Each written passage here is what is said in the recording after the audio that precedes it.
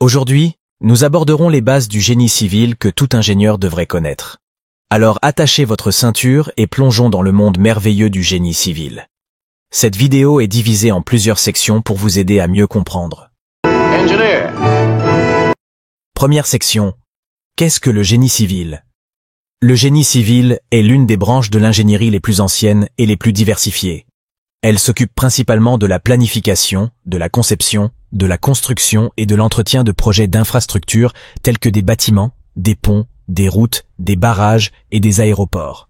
Les ingénieurs civils travaillent à améliorer la qualité de vie des personnes en fournissant des solutions d'infrastructures sûres, efficaces et durables.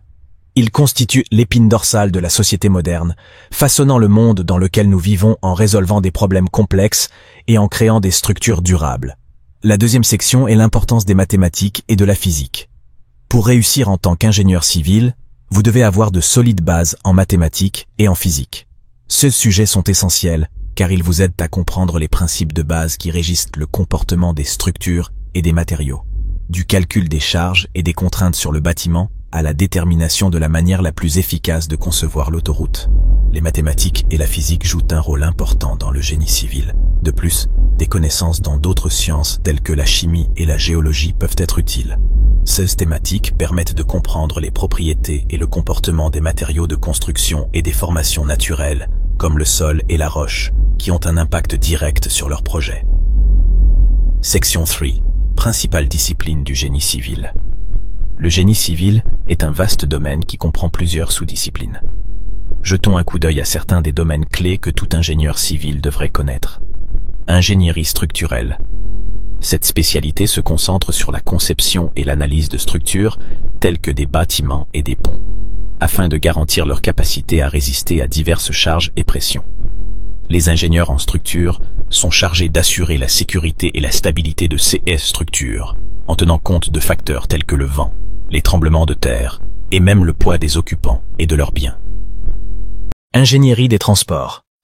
Ce domaine traite de la planification, de la conception et de l'exploitation des systèmes de transport, y compris les autoroutes, les chemins de fer et les aéroports. Assurer la circulation efficace et sûre des personnes et des marchandises.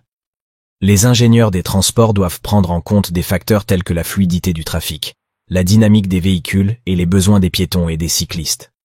Les ingénieurs en environnement se concentrent sur la protection de l'environnement et de la santé publique en abordant des problèmes tels que la pollution de l'eau et de l'air, la gestion des déchets et le développement durable. Ils conçoivent des systèmes de traitement de l'eau et des eaux usées, de contrôle de la pollution atmosphérique et de gestion des déchets solides pour contribuer à réduire l'impact des activités humaines sur l'environnement. Ingénierie des ressources en eau. Cette spécialité concerne la gestion et la distribution des ressources en eau, y compris la conception de barrages, de systèmes de contrôle des crues et d'installations de traitement des eaux. Les ingénieurs des ressources en eau jouent un rôle essentiel en garantissant que les communautés locales ont accès à une eau propre et salubre.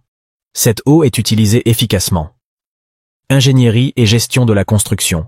Cette sous-spécialité se concentre sur le processus de construction lui-même, y compris la planification du projet, l'ordonnancement, l'estimation des coûts et le contrôle de la qualité.